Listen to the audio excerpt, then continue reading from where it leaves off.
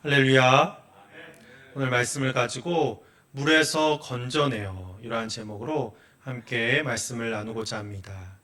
출애굽기 말씀을 함께 나누고 있습니다. 출애굽기는 하나님의 구원의 역사가 나타난 그러한 성서입니다. 이스라엘 백성을 구원하지만 그것으로 끝나는 것이 아니라 그 이스라엘 백성을 선택하여서 온 인류를 구원하기 위한 하나님의 구원의 역사의 시작이 출애굽기에서 나타나고 있음을 볼 수 있습니다. 근데 하나님의 구원의 역사의 방법은 사람이라고 저번 시간에 말씀드렸죠. 1장에서는 바로 히브리 3파를 통해서 죽음의 상황 속에서 구원의 역사, 생명의 길로 인도하는 것을 우리가 볼 수 있었습니다. 또한 오늘 말씀에서는 궁극적으로 이스라엘 백성을 가나안 땅으로 인도할 모세의 출생을 통하여 하나님께서 모세라고 하는 사람을 어떻게 쓰시는지, 또한 그의 출생을 통하여 하나님의 구원의 역사가 어떻게 시작되는지 오늘 말씀을 통해 함께 살펴보고자 합니다. 물은 생명의 근원이라고 이야기하죠. 우리가 물이 없으면 한시도 살 수 없습니다. 제가 첫 목회를 한 곳이 인천 앞바다에 있는 무의도라고 하는 그런 곳인데요. 섬이 유인도와 무인도, 사람이 사는 곳과 사람이 살지 않는 곳으로 나눠지는 이유는 그곳에 먹는 물이 있느냐 없느냐에 달려 있다고 합니다. 지금이야 과학기술이 발전돼서 물이 없는 곳에서도 담수화 과정을 통해서 사람이 살 수 있었겠지만 오래전부터 사람이 사는 곳은 바로 물이 있기 때문에 그 섬에서 사람이 살 수 있는 거죠. 그래서 섬에서 생활을 하면서 전 여러 가지를 경험하였습니다. 이러한 어부의 삶, 또 바다의 삶이 얼마나 험하고 또한 어려운지를 깨달을 수 있었는데, 또 바다의 무서움에 대해서 아는 그러한 시간이었습니다. 우리는 흔히 이제 섬에 갈 때 배를 타고 그렇게 가게 되는데, 해가 지면 배는 끊기게 되죠. 보통 육지에서 온 사람들은 해가 져도 헤드라이트를 좀 비추거나 이렇게 조명을 밝게 비치면 배가 갈 수 있지 않냐라고 그렇게 이야기를 합니다. 물론 배가 갈 수는 있지만 여러 가지 위험이 있습니다. 왜냐하면 배를 처음 타는 사람들이 어두움 속에서 배를 타다가 혹시 발을 잘못 디디면 물속에 빠지게 되고, 그러면 큰 사고가 나는 거죠. 또한 밤에 어떤 일정 항로를 계속 왔다 갔다 하다 보면 작은 배들과의 충돌도 있을 수 있는 것입니다. 그래서 바다는 우리의 생각과는 달리 굉장히 위험하고 또한 두려운 존재가 되는 것이 사실입니다. 실제로 섬에서 있으면서 바다에서 가족을 잃은 분들을 많이 봤습니다. 먼 친척 중에 섬에 살면서 바다에서 죽지 않은 그러한 사람이 없을 정도로 섬에 사는 분들은 다 바다에서 한 분 정도는 생명을 빼앗긴 그런 경험들이 있다라고 하는 것입니다. 갑작스러운 풍랑을 만나서 죽기도 하고, 또한 조개를 캐러 갯벌에 갔다가 갑자기 안개가 껴서 동서남북 분간이 안 돼서 그렇게 물이 들어와 죽는 경우도 있습니다. 이렇게 바다는 무서움의 존재가 되는 것이 또한 사실입니다. 그래서 제가 있었던 무의도라고 하는 곳도 교회 맞은편에 사실은 당산이라고 해서 어떤 우상을 섬기는, 또 바다를 섬기는 그러한 곳이 있었다고 합니다. 그런데 제가 있던 무의도는 그래도 교회가 오래전부터 있어서 이제 그런 미신을 섬기지 않고 하나님을 의지하며 나가는 그러한 섬이었습니다. 이렇게 물은 생명과 죽음이 혼재된 이미지를 가지고 있습니다. 물이 없으면 우리가 살 수 없지만, 또한 물이 너무 많은 바다는 어떤 두려움과 무서움의 존재가 되는 것이 사실인 거죠. 오늘 본문은 모세의 출생을 이야기하고 있습니다. 그런데 이 모세라는 이름의 뜻은 오늘 말씀 10절에 나와 있듯이 물에서 건져내다라고 하는 그러한 뜻을 가지고 있는 거죠.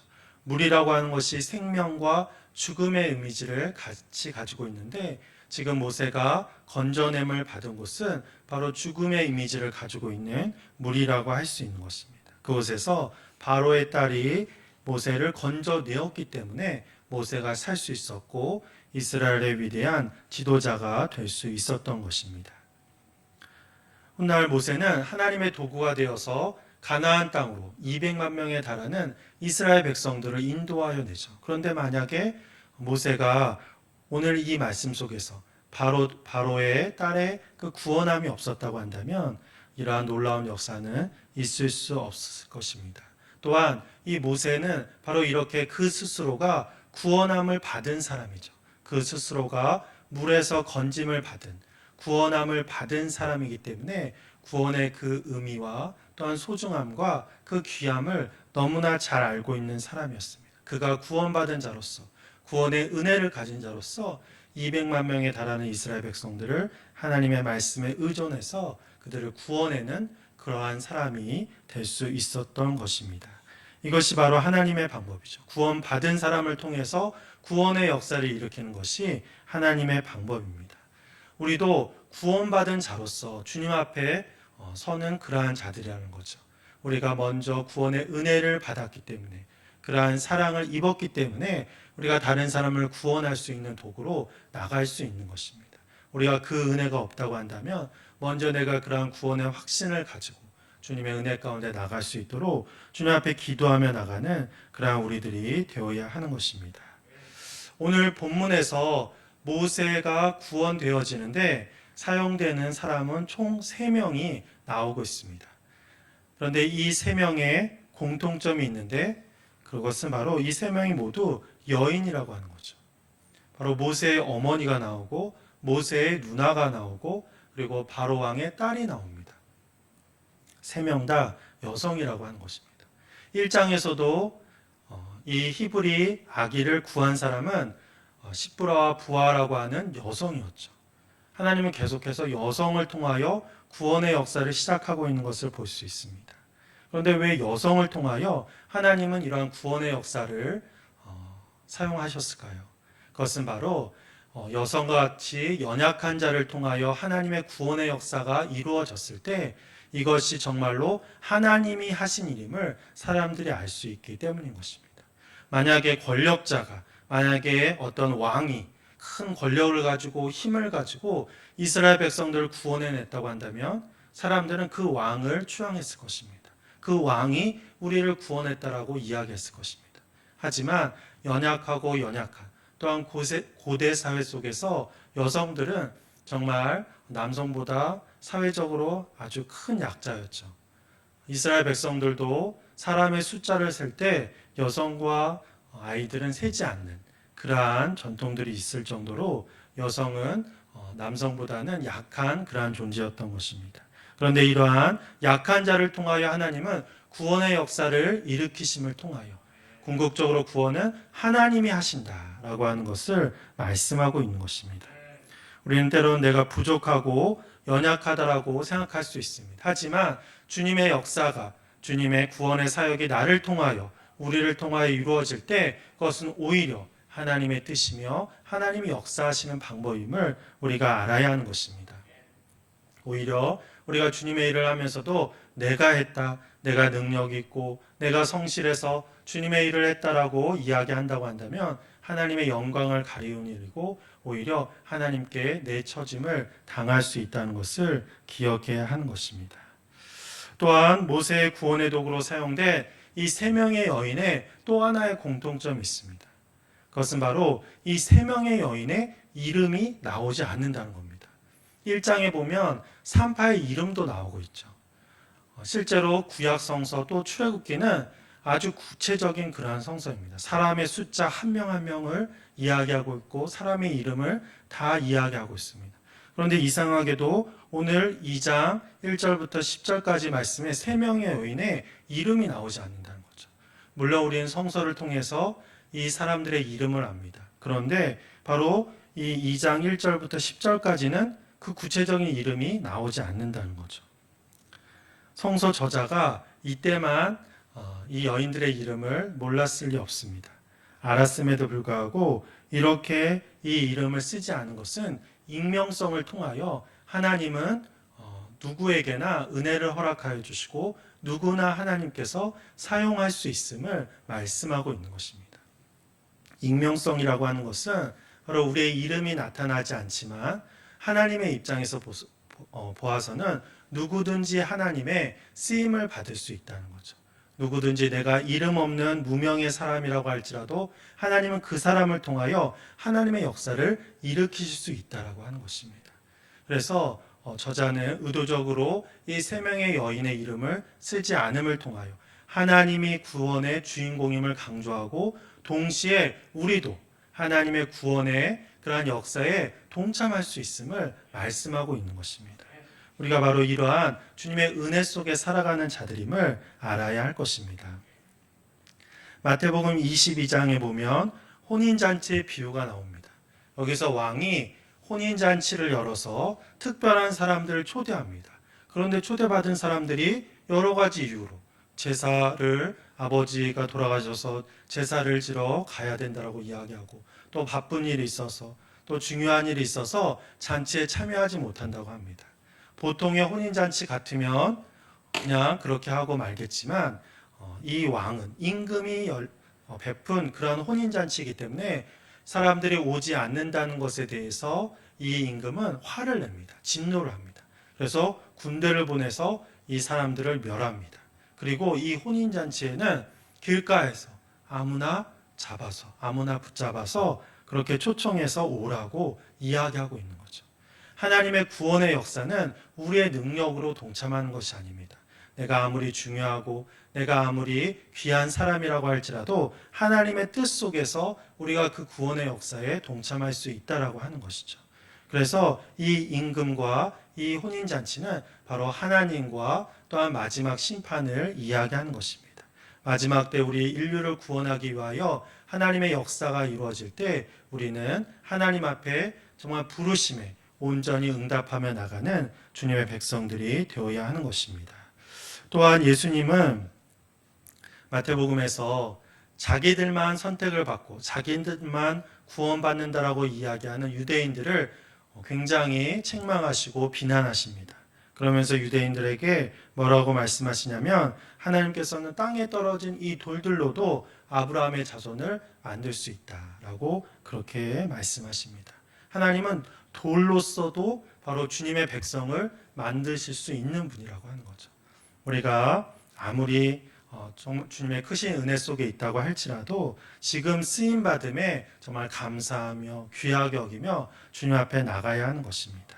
바로 이 세 여인의 익명성은 우리를 모두 다 구원의 역사 속에 동참시키려고 하는 하나님의 뜻이 있음과 동시에 교만한 자, 자기의 능력을 나타내는 자를 꺾으시는 하나님의 뜻이 있음을 우리는 바라보며 나가야 할 것입니다. 이 세 명의 여인들은 그럼에도 불구하고 이렇게 하나님의 은혜 속에 이 구원의 역사에 동참했음에도 불구하고 정말 그들은 최선을 다해서 하나님의 구원의 역사를 이루고자 노력하고 나가는 것을 볼 수 있습니다. 모든 것은 하나님이 하십니다. 구원의 역사는 하나님이 일으키십니다. 하지만 부르심을 받은 우리들은 우리의 달란트를 다해서 주님의 사명에 최선을 다하여 동참하며 나가야 한다는 거죠. 모세의 어머니는 2절에 보면 석 달 동안 모세를 숨겼습니다. 갓난아기를 소리가 밖으로 나가지 않도록 숨긴다는 것은 보통 어려운 일이 아니죠. 아기가 아주 갓난아기 때는 그 소리가 크지 않기 때문에 어느 정도 가능하지만 이제 석 달이 되자 아기가 몸도 커졌고 울음소리도 우렁차게 되었습니다. 남자아이의 그러한 울음소리는 적지 않은 울음소리죠. 그렇기 때문에 더 이상 숨기는 것은 가족들도 위협을 당할 수 있는 그러한 일이었던 것입니다. 그래서 이 어머니는 끝까지 자기가 할 수 있는 최선을 다했지만 그럼에도 불구하고 마지막은 하나님께 맡기는 그러한 모습을 보이고 있는 것입니다. 하나님이 하시기에 우리도 최선을 다하지만 인간의 최선은 마지막은 그 결과는 하나님께 맡기는 것이 인간의 최선인 것입니다. 그래서 어머니는 석 달이 지나자 자기의 한계를 인정하고 아기를 갈대 상자에 담아서 나일강에 띄우고 있는 것입니다. 정말 궁극적으로 하나님께서 이 아기를 맡아주시고 하나님께서 책임져 주시고 하나님께서 구원의 역사의 귀한 도구로 사용하여 주실 줄 믿고 나일강에 띄우고 있는 것입니다. 그러한 믿음의 어머니 속에서 바로 모세가 귀한 주님의 일을 감당하는 자가 될 수 있었던 것입니다. 또한 모세의 누나도 최선을 다해서 자기의 어린 동생을 지키고 있는 거죠. 누군가는 이 갈대 상자가 어디로 가는지 지켜봐야 했습니다. 그래서 모세의 누나는 끝까지 이 상자를 지켜보고 있는 것입니다. 그런데 4절에 있는 서 있다라고 하는 표현은 원어적으로는 그냥 관망하며 있다라는 뜻이 아니라 확실한 자기의 입장을 가지고 확고하게 서 있다라고 하는 그러한 뜻을 가지고 있습니다. 누나는 확실히 구원의 역사가 모세를 통해서 이루어질 것을 믿고 있었던 것입니다. 그래서 믿음을 가지고 소망을 가지고 기대감을 가지고 이 모세를 지켜보고 있었던 것입니다. 우리는 삶 속에서 분명하지 않은 일에 대해서 늘 불안해합니다. 미래의 일이 착착착 나의 계획대로 되기를 바라죠. 그리고 그렇지 않다면 어떤 분명한 계획과 이루어지는 일들이 이루어지기를 바라고 있는 것입니다. 그런데 그러지 않았을 때 우리는 불안하고 우리는 마음을 어디에 둘지 모르는 것이 인간의 마음인 것입니다. 그런데 바로 그때에 우리는 그 모든 것을 하나님께 맡길 수 있어야 한다는 거죠. 그것을 맡기며 끝까지 기다릴 수 있는 것은 바로 이 모세의 누나와 같은 믿음이 있기 때문에 하나님께서 책임져 주신다는 믿음이 있기 때문에 그 모든 것을 맡길 수 있는 것입니다. 그렇게 맡겼을 때 하나님께서 책임져 주시고 하나님께서 인도해 주시는 것입니다. 마지막으로 하나님의 도구로 사용하신 구원의 그 사람은 바로 바로의 딸이었습니다. 바로의 딸 역시 한 나라의 공주이지만 아버지인 바로의 명을 그냥 어길 수는 없는 거죠. 지엄한 왕의 명령은 딸이라고 할지라도 그것을 어기면 생명이 위험할 수 있는 것입니다. 그렇기 때문에 이 공주도 순간 고민이 되는 것입니다. 이 아이가 정말 불쌍히 여겨지고 히브리아인 것이 분명하기 때문에 그럼에도 불구하고 내가 만약 이 아이를 숨겨주게 되면 내가 이 아이를 키우게 되면 나에게도 위험이 있을 수 있다는 것을 알고 있었습니다. 그럼에도 불구하고 분명히 한 생명을 구하고자 하는 그러한 마음이 있었기 때문에 또 그 마음을 하나님께서 만져주셨기 때문에 이 귀한 아기를 건져서 자기의 아들로 삼을 수 있었던 것입니다. 하나님의 역사하심은 우리의 생각을 넘어서 되어짐을 우리가 알 수 있습니다. 꼭 우리의 사람들, 믿는 사람들, 내가 생각하는 사람들만을 통해서 구원의 역사가 이루어지는 것이 아닙니다. 때로는 적대국의 왕을 통해서, 때로는 적대국의 공주를 통하여, 또한 나를 핍박하고 정말 나를 박해하는 자를 통해서도 하나님은 구원의 역사를 일으키시는 분이라고 하는 거죠. 그러한 믿음이 있을 때 우리는 모든 것이 하나님의 뜻 가운데 이루어짐을 믿고 끝까지 기다리며 주님을 의지하며 나갈 수 있는 것입니다. 하지만 반대로 그 모든 것을 믿지 않고 나의 생각과 나의 의지만을 가지고 있다고 한다면 우리는 교만하게 되고 하나님을 떠나는 그러한 불쌍한 인생을 살 수밖에 없다라고 하는 것입니다. 목회자의 목회자라고 불리는 유진 피터슨이 쓴 젊은 목사에게 보내는 편지라고 하는 그러한 책이 있습니다. 이 책에 보면 유진 피터슨이 처음 단임 목회를 하면서 건축을 한 그러한 이야기가 나옵니다. 교회 건축을 하게 되죠. 그래서 교회가 오래되어서 이제 새 그러한 교회로 아주 멋지고 크게 그렇게 건축을 하게 됩니다. 시골 교회에서 목회를 했는데 비교적 큰 교회를 그렇게 건축을 하게 된 거죠. 건축을 하는 동안 많은 사람들이 협력하고 많은 사람들이 기도하고 많은 사람들이 주님의 역사하심을 경험했습니다. 근데 건축이 딱 끝나자 그 건축에 제일 앞장섰던 한 사람이 교회에 나오지 않는 것입니다. 그래서 이 피터슨 목사님은 이분이 아프신가 무슨 일이 있나 해서 신방을 갔죠. 근데 신방을 갔는데 이분이 멀쩡하신 거예요. 그리고 이 피터슨 목사님을 아주 반가이 맞아들이는 겁니다. 분명히 나오지 않으셨는데 오늘 제가 못 봤는데 어떻게 무슨 일 있으시냐고 했더니 아무 일 없었다고 이야기하면서 우리가 교회 건축을 했다고 우리가 힘을 합쳐서 하나님의 귀한 일을 했다고 그렇게 막 자기들이 한 일만 자랑하면서 목사님 앞에서 그렇게 이야기를 하는 겁니다. 그러면서 이제는 조금 쉬고 싶다고 그렇게 이야기를 하는 거죠. 열심히 했으니까 내가 하나님의 역사를 일으켰으니까 이제는 조금 쉬고 싶습니다. 이러한 이야기를 한다는 거죠. 그래서 이 유진 피터스 목사님은 그것을 보면서 우리가 한다라는 생각을 가지고 이분들이 임했구나. 하나님이 하신 건데 하나님의 성전, 물질과 노력과 시간 다 하나님이 주신 건데 우리가 한다라는 그러한 생각으로 이분들이 했구나. 으쌰으쌰하고 부흥되는 것 같았지만 결과적으로는 인간의 의로 되어진 거였구나라고 하는 것을 깨닫게 되었습니다. 그래서 피터슨 목사님은 이 교회 건축으로 생겨진 어떤 교회의 붐으로 교회를 부흥시키는 것이 아니라 철저하게 성령님께 의존해서 기도 운동을 통해서 다시 한 영혼 한 영혼 바로 세우는 그러한 일을 했다고 이 책에 적혀져 있습니다. 우리 교회가 지금 이제 개척을 해서 처음 그 단계를 걸어가고 있죠. 이제 예배당도 새로워지고 매주 새로운 성물도 들어오고 새로운 사람들도 오고 어쩌면 우리가 했다, 우리가 기도하고 우리가 노력하고 우리가 애쓰고 내가 했다라고 하는 그러한 생각을 가질 수도 있습니다. 어쩌면 사탄이 가장 좋아하는 생각일 수 있을 것입니다. 하지만 바로 오늘 구원의 역사를 통해서도 볼 수 있듯이 이 사람들의 이름을 빼고 바로 익명성으로 구원의 역사를 일으키는 것, 그것은 궁극적으로 바로 구원은 하나님이 일으키신다는 것. 우리 교회도 궁극적으로 하나님이 세우시고 하나님이 모든 일을 하신다는 것을 우리가 믿음으로 고백해야 할 것입니다. 그래서 우리가 어떤 우리의 열정으로 우리의 애씀으로 그렇게 주님의 교회를 세우는 것이 아니라 성령의 인도하심으로 성령의 충만함으로 조금 더디 가는 것 같아도 조금 천천히 가는 것 같아도 궁극적으로 하나님의 구원의 역사가 하나님을 통해서 이루어짐을 믿고 나가는 우리들이 되어야 할 것입니다. 그러한 구원의 역사 속에 정말 모세의 그러한 구원의 역사에 동참한 많은 사람들과 같이 우리 역시 하나님의 구원의 역사에 동참함으로 주님께 영광 돌리시는 주님의 백성이 되시기를 간절히 축원합니다.